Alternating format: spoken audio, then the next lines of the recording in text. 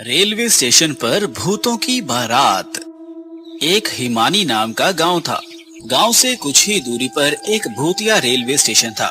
गांव के लोगों का उस रेलवे स्टेशन से आना जाना तो क्या, उसके आसपास भी भटकते नहीं थे, क्योंकि उनका मानना था कि उस रेलवे स्टेशन पर भूत रहते हैं। हर अमावस्या की रात उस भूतिया रेलवे स्टेशन से भूतों की बारात निकलती है, वह भी पूरे गाजे बाजे के साथ। बारात में एक भूतिया दुल्हा अपनी पूरी पलटन के साथ गांव में आता है और एक जवान लड़की को अपने साथ ले जाता है।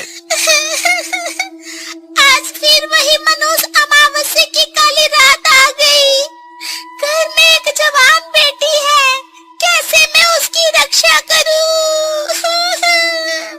घबराने की कोई जरूरत नहीं है। मैंने घर के सभी खिड़की दरवाजे बंद कर दिए हैं। कोई भी दरवाजा खटखटाएगा तो खोलना मत। आज हम में से कोई भी पूरा रात नहीं सोएगा। तभी महेश की बेटी आरती बोलती है, पिताजी, मुझे कुछ होगा तो नहीं ना? मैं उन भूतिया बारातियों के साथ नहीं जाना। मेरी बच्ची, तेरे माता पिता के होते हुए तुझे किसी से डरने की जरूरत नहीं है। पूरा गांव दहशत से अपने अपने घर में छिपकर बैठ जाता है। तभी गांव में ढोल और शहनाई की आवाजें आने लग जाती हैं। आवाज इस भूतिया बारात की ही थी, जो रेलवे स्टेशन से निकलकर गांव की तरफ आ रही थी। गांव वालों, दिखाई और सुनाई नहीं देता क्या तुम लोगों को? देखो, बारात आई है, हमारा स्वागत नहीं करोगे? मेरी दुल्हन कहाँ है? कहीं दिखाई नहीं दे रही मुझे।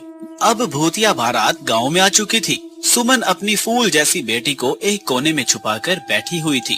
तभी भूत आगे की तरफ बढ़ता है और जोर जोर से हंसने लगता है।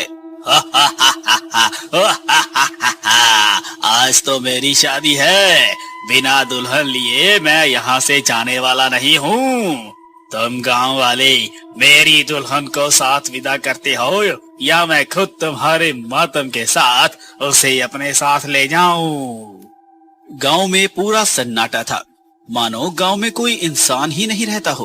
तभी वह भूतिया दुल्हा महेश के घर में दरवाजा तोड़कर घुस जाता है। तुम्हारा दामाद आया है, स्वागत नहीं करोगे अपने दामाद का?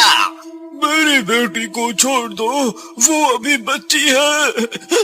उसकी अभी शादी की उम्र नहीं है। बेशक तुम मेरी जान ले लो। मुझसे झूठ बोलता है बुड्ढे। कल तू ही तो अपनी बेटी के लिए दूसरे गांव में रिश्ता देखने गया था।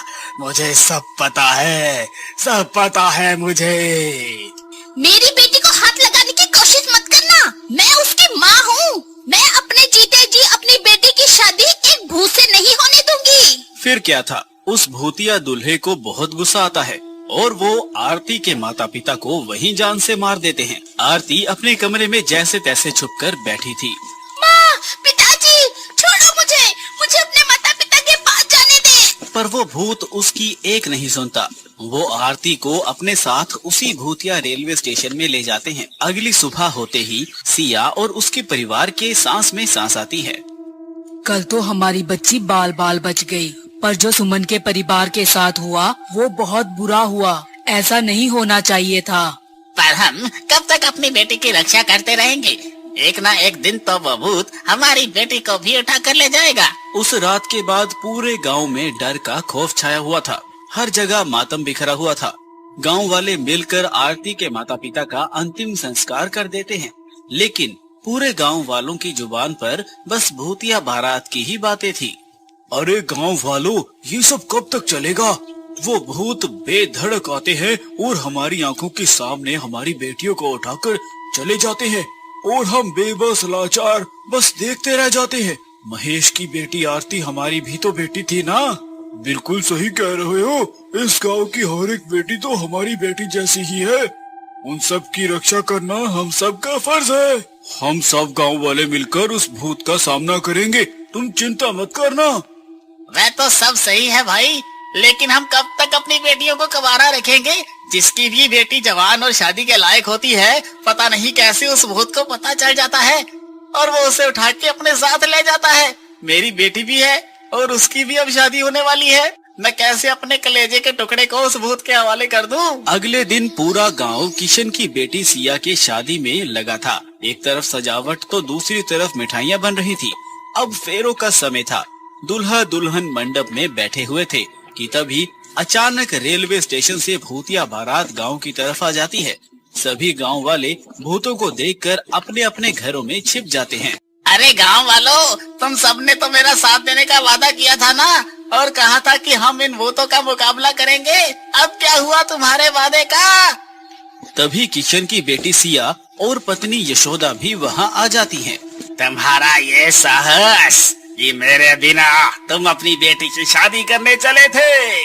जैसे ही भूत सिया के माता पिता को मारने वाला होता है कि तभी सिया उसी भूतिया दूल्हे के सामने आ जाती है और कहती है, आप मेरे माँ बापू जी को मत मारिए।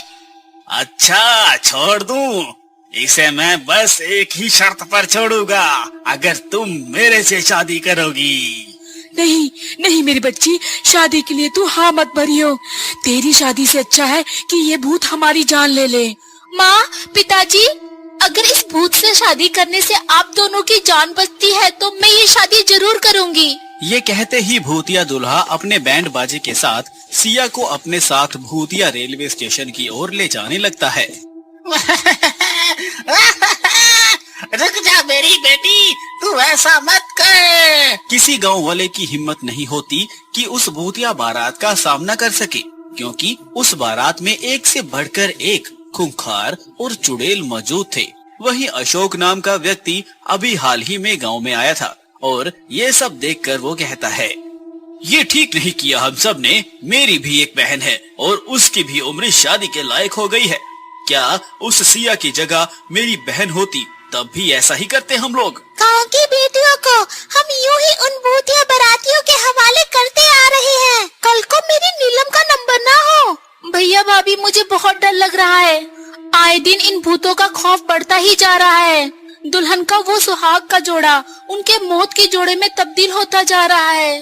बहन, तू चिंता मत कर, मैं इसका समाधान जरूर निकालूंगा और तेरे साथ साथ इन गांव वालों को भी इन भूतिया बारातियों से मुक्त कराऊंगा। इसके बाद अशोक जंगल में एक तपस्वी तांत्रिक के पास जाते हैं और उनके पास पहुंचकर अपने गांव का हाल बताता है। बेटा, मैं देख पा रहा हूँ कि तुम्हारे गांव पर एक श्रापित भूतिया बारात का साया है और उस भूतिया बारात से छुटकारा पाने के लिए मेरे कहे अनुसार नियमों का पालन करना होगा। जी तांत्रिक बाबा। इसके बाद वो तांत्रिक अशोक को समाधान और नियम बताते हुए एक गंगा जल की बोतल देते हैं और कहते हैं, जा बच्चा, तेरे और तेरे गांव वालों का कल्याण हो। इसके बाद अशोक गंगा जल लेकर गांव आ जाता है और सभी गांव से कहता है, सुनिए गांव वालों, इस भूतिया बारात से छुटकारा पाने का एक उपाय मुझे मिल चुका है, लेकिन इस काम को पूरा करने के लिए मुझे आप सबका साथ चाहिए होगा। तुम्हारा साथ देंगे, क्या करना है?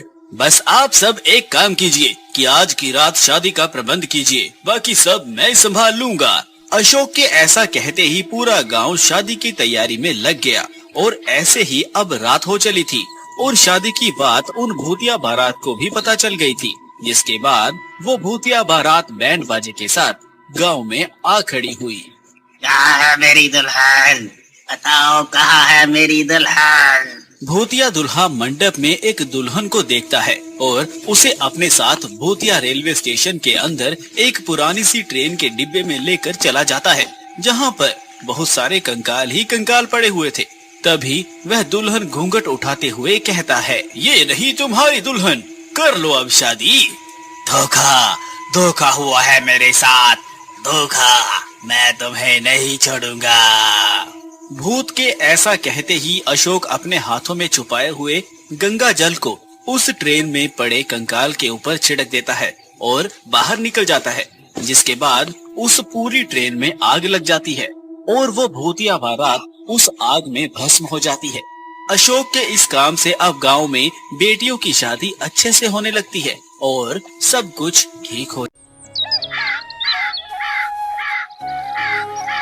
गर्मी में एक पंखे में पूरा ससुराल। निभा चूल्हे पर खाना बना रही थी और पूरा ससुराल छत से लटके पंखे के नीचे झुंड लगाए बैठे थे। ओहो, इस बार तो एकदम दम घोटने वाली गर्मी है। लग भी नहीं रहा कि पंखा चल भी रहा है। माँ, इस बार की गर्मी के मौसम ने सारे रिकॉर्ड तोड़ दिए, इसीलिए हम जैसे गरीब की तो छोड़ो, अच्छे अच्छे लोगों की भी बुरी हालत है। और फिर हम सब तो एक पंखे में ही गुजारा कर रहे हैं। इतने में पसीने में भीगा हुआ सूरज आ जाता है। सीता ममता जताते हुए कहती है, सूरज बेटा आ गया तू। अरे देखो तो पसीने में कैसे सन गया है। रूही, पिंकू बच्चों, थोड़ी पंखे की हवा छोड़ दो, पिताजी को भी बैठने दो। दादी, मैं नहीं हटूंगा, मुझे गर्मी गर्मी लग रही है। इस रूही को हटने को बोलो। तू नहीं हटेगा तो जा, फिर मैं भी नहीं हटूंगी। कितने ढीठ हैं दोनों में से कोई भी हवा में से सरकने को राजी नहीं है। पता नहीं कैसे जिद्दी बच्चों को पैदा किया है। गर्मी से झुंझलाई सीता अपनी बहू को सुनाने लगती है। तभी दादिया सास कहती है, अरे ओ बहू, तू बच्चों की बात से उस बेचारी पर क्यों दाना पानी लेकर शुरू हो रही है। इतनी भयंकर गर्मी का मौसम हो रहा है, ऊपर से पंखा भी एक है, दिक्कत तो आएगी ही। जहाँ पूरा ससुराल पंखे में बैठा था, वहीं बेचारी बहू चूल्हे की जलती धाए धाए करती आग पर रोटी बना रही थी, जिससे वो पसीने में तरबतर हो गई थी। थोड़ी देर में निभा सबको खाना खिलाती है। आज तो काम करके मैं थक कर चूर हो गई हूँ, बस अब बिस्तर करना रह गया, फिर तो सोना ही है। सब्जी बड़ी स्वादिष्ट बनी थी। मैं तो काफी रोटी खा गया। अब तो बस पंखे की हवा में बिस्तर पर लेट जाने का मन करता है। बस जल्दी से बिस्तर लगा देती हूँ ससुर जी, फिर आप सो जाइएगा। बहू के बिस्तर लगाते ही पूरा ससुराल जगह छेक लेता है और बहू के लिए जगह नहीं बचती। अब जाकर चैन पड़ा है। वो तो ठीक है, मगर गैस मत छोड़ना। सूरज के बापू, आज तुमने 10-10 ठैया रोटी जो खाई है। अरे तुम भी गजब बेइज्जती करती हो भाग्यवान, सबके सामने शर्मिंदा कर देती हो। भाभी, आप खड़ी क्यों हैं? आकर सो जाइए। प्रीति अपने बगल में ही थोड़ी जगह बना देती है, जहाँ पूरा परिवार पंखे के नीचे सो जाता है। मगर खिड़की दरवाजे सब कुछ बंद होने की वजह से एक ही पंखे में पूरे घर में भभका मच जाता है। सबकी नींद हराम हो जाती है और सबसे पहले लड़ते झगड़ते दोनों बच्चे जाग जाते हैं। क्या हुआ पिंकू, अपना पैर उधर रख, मुझसे मत चिपक वरना मैं तेरे मारूंगी। अच्छा तो फिर मार के दिखाना, दिखाइयो जरा। दोनों कच्चे बच्चों को रात में भी चैन नहीं, क्या कचर कचर किया हुआ है। अच्छा खासा नींद पड़ गई थी। हाय तौबा तौबा, इस गर्मी ने तो आग लगा रखी है। तभी एकदम से चलते चलते पंखा चोई चोई की आवाज करने लगता है। तभी दरिया सास गर्मी से बदहवास हो जाती है। हे भगवान, ये पंखा हवा देने की बजाय गीत क्यों गाए जा रहा है। तभी एकदम से पंखे में शॉर्ट सर्किट हो जाता है और पंखा चलते चलते रुक जाता है। पूरे ससुराल की नजर पंखे पर ही लग जाती है। हे भगवान, ये जलने की बदबू पूरे घर में कैसे चल गई और पंखा चलते चलते रुक क्यों गया। लगता है पंखे का कंडेंसर फूक गया है। हे भगवान, बगैर पंखे के तो इतनी गर्मी में सोना भी मुहाल हो जाएगा।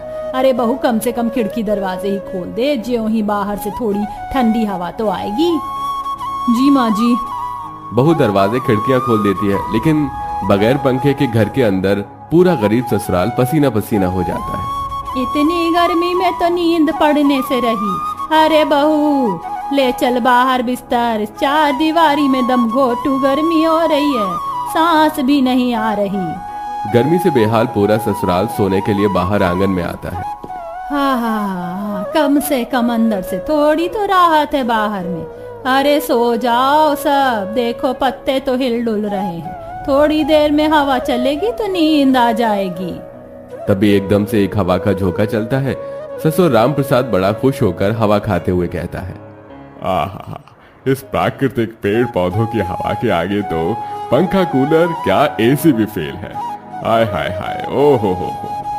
तभी एकदम से हवा चलते चलते रुक जाती है और उनके आसपास मच्छर ही मच्छर भुनभुनाने लगते हैं, जिससे सास सीता किलस कर गुस्से में कहती है, लो खा लो भर भर कर पेड़ पौधों की हवा। जितने की यहाँ पर हवा नहीं बह रही, उतने तो मच्छर काट काट कर खा जाएंगे। चलो सब अंदर। सब उठकर अंदर घर में सोने जाते हैं तो कभी बाहर आते हैं। इसी में रात गुजर जाती है और सुबह ढल जाती है। रात भर गर्मी से न सो पाने की वजह से दोनों बच्चे दरवाजे के आगे बैठे बैठे सोने लगते हैं तभी पड़ोसन प्रेमलता आ जाती है। अरे सीता बहन, निभा बहू, प्रीति कहाँ हो सबके सब? प्रेमलता आंटी जी, आप? हाँ ये लो लड्डू खाओ लड्डू। तभी मुंह फुलाए हुए सास भी गर्मी से पसीना पोंछते हुए निकल कर आती है। क्या बात है बहन जी, ये लड्डू किस खुशी में बंटवा रही हो? पूछने पर पड़ोसन दिखावा करते हुए उसे चिढ़ाती है। और वो क्या है ना, कल ही मेरे बेटे स्पेशल 65,000 की बढ़िया एसी लगवाए हैं, तो सोचा सबका मुंह मीठा करा दूं। मगर तुम सब पसीने में नहाए धोए हुए क्यों हो? क्या हुआ? तुम्हारे घर का सालों पुराना खटारा पंखा नहीं चल रहा? पंखा तो रात में खराब हो गया था। इसे कहते कंगाली में आटा गीला होना। अरे किश्त पर एक पंखा कूलर ही ले आओ, बेचारे अपने संग संग बच्चों को भी मार रहे हो गर्मी में। पड़ोसन अपनी गरीबी और बेबसी पर ताना मार कर चली जाती है। अपनी गरीबी भरी किस्मत से रूठी हुई सास रो पड़ती है। देखा ये पड़ोसन जानबूझकर मुझे सुइयां चुभोने आई थी। पता नहीं ऊपर वाले और कितने जुल्म सितम ढाएगा। पता नहीं ये गर्मी का मौसम हम गरीबों के दरवाजे पर आता ही क्यों है। माँ तुम चिंता मत करो, मैं शाम तक पंखा बनवा लाऊंगा। सूरज काम पर जाते हुए पंखे की दुकान पर जाता है। भैया जी ये पंखा ठीक करवाना है। पंखे की घिसी हुई हालत को देखकर दुकानदार सड़ियल सा मुंह बनाकर बोला, ओ भैया कितना पुराना पंखा लेकर आया है भाई। इस मॉडल का पंखा तो अब चलता भी नहीं है और इसकी तो पंखुड़ी भी पूरी तरह से घिस गई है। अरे नया पंखा ले लो, ये देखो बजाज कंपनी का पंखा एकदम तूफान की तरह चलता है और ठंडी ठंडी हवा देगा, एकदम सुकून भरी नींद आएगी। इसी लालच में सूरज पंखे की कीमत पूछता है। दाम बताइए भैया पंखे का। 2500 का पंखा है, हाई क्वालिटी है। 2500? इतने तो मेरे पास नहीं है, आप 100-200 में इसी में कंडेंसर डाल दीजिए। जेब में ज्यादा पैसे न हो पाने की वजह से सूरज उसी पंखे को ठीक करवा कर घर ले आता है, जो कि पहले से भी ज्यादा धीमा धीमा चलता है। ना तो उस पंखे की हवा में किसी का पसीना सूखता और ना ही किसी को अच्छे से नींद आती। किसी तरह से मजबूरी में बेचारी गरीब बहू और ससुराल वाले टाइम काट रहे थे, मगर गर्मी की हद इतनी ज्यादा बढ़ जाती है कि सभी के शरीर में फोड़े फुंसी हो जाते हैं। दोनों बच्चे रात भर मचलते रहते हैं। माँ पूरे शरीर में चींटी काट रही है, सहला दो ना। हाँ बेटा सहलाती हूँ। माँ मुझे भी दर्द हो रहा, पंखे की थोड़ी भी हवा नहीं लग रही। पिताजी आप एक और नया पंखा ले आओ ना घर में। सचमुच अब तो इस गर्मी में एक पंखे में हम सबका गुजारा नहीं हो पाएगा। बेचारी बहू कभी अपने ससुराल वालों को पंखा फुलाती तो कभी डबडबाई आंखों से बच्चों की पीठ सहलाती। इसी समय उसकी पूरी रात गुजर जाती है और उसे आंख मूंदने का भी समय नहीं मिलता। एक दिन सुबह सुबह गर्मी से चक्कर खाकर वो गिर जाती है। भाभी क्या हुआ आपको? माँ भैया जल्दी आइए। अरे क्या हो गया? क्यों पूरे घर को हनुमान जी जैसे सर पर उठा रही है? माँ भाभी बेहोश हो गई हैं। है बहुरिया, आंखें खोलना। प्रीति पानी ला दौड़कर। पानी के छींटे मारने पर निभा होश में आती है और सूरज डर के मारे रोते हुए उसे गले से लगा लेता है। निभा तुम ठीक हो? हाँ जी मैं ठीक हूँ, चिंता मत कीजिए। अब मुझे अपने परिवार के लिए मेहनत करनी होगी ताकि एक और पंखा लग सके घर में। घर परिवार का मुंह देखकर सूरज कड़ी गर्मी और धूप में दुगना काम करने लगता है। वो कई कई दिनों तक घर में नहीं जाता और हर रोज अपनी जेब में पंखे के लिए जोड़ रहे पैसों की गिनती करता है। अरे अभी तो बस इतने पैसे हुए हैं, मुझे थोड़े और की जरूरत है, फिर मेरे घर में पंखा लग जाएगा। यूं ही कुछ दिन गुजर जाते हैं और पैसे पूरे होते ही वो एक और नया पंखा खरीद कर घर लाता है। माँ, बाबा, दीदी, प्रीति देखिए मैं आप सबके लिए पंखा ले आया। पंखा देखकर गरीब ससुराल वालों का उतरा हुआ चेहरा खुशी और मुस्कुराहट से खिल जाता है। अरे वाह भैया, पंखा तो बहुत ही अच्छा है। अच्छा है, अब हम सबको एक पंखे में गुजारा नहीं करना पड़ेगा। सूरज सीलिंग फैन को छत से लगा देता है। बटन दबाते ही पंखा एकदम तूफान की तरह तेज तेज चलने लगता है और ठंडी हवा फेंकने लगता है। अरे वाह, कितनी रफ्तार में हवा दे रहा है पंखा। अब मेरा मन व्याकुल नहीं होगा। पूरा ससुराल घर में नए पंखे के आ जाने की खुशी में मगन था, मगर निभा का ध्यान अपने पति के जख्म खाए हाथों पर ही था। उसने रोते हुए कहा, एक पंखा लाने के लिए आपको कितनी मेहनत करनी पड़ी जी, कैसे हाथ पांव हो गए हैं। अरे तो क्या हुआ निभा, घर के बेटे को परिवार के लिए धूप में थोड़ा तो तपना ही पड़ता है।